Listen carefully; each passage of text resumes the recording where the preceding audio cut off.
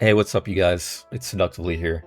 In this video, I'm bringing you a trick that was found by both Hmbii and myself. We call this trick MSL, which is short for Momentum Storage Launch.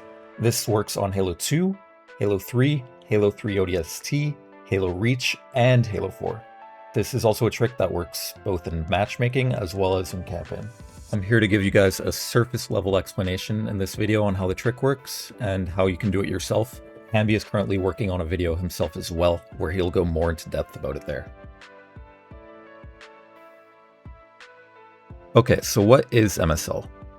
MSL is a trick that works when your Spartan is placed in certain floaty states. In those floaty states, crouching and uncrouching repeatedly will begin to store downward vertical speed.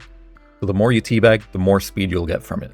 You can think of it a little bit like a BLJ from Super Mario 64.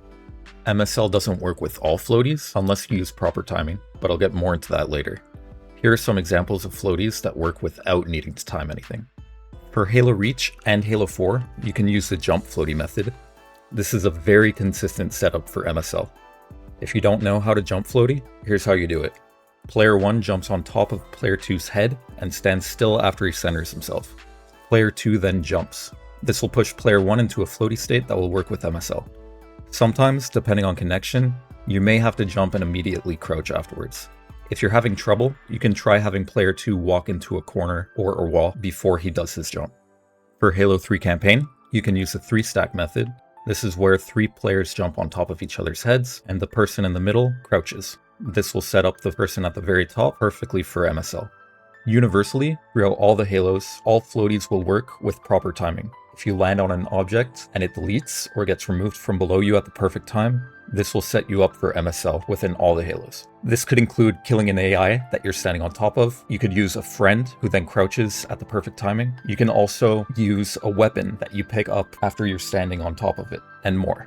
One important thing to know is that when you're in the floaty state, you're not able to melee or move, as this will cancel your floaty.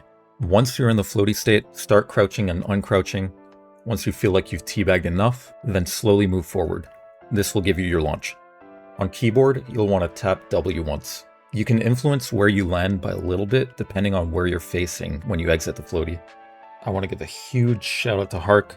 Without him, this trick would not have made as much progress as it has. The amount of time and effort he's put into testing this trick has truly been incredible, and he's been an amazing person not only to work with, but hang out with as well. This wraps up my video about MSL. As I've mentioned at the start, this is a surface level explanation about the trick. There's a lot more about the trick that I didn't cover, but there are some previews, little snippets that I added into this video, which show potential. Hmbii is going to be making a video about it that will come out soon, so stay tuned for that.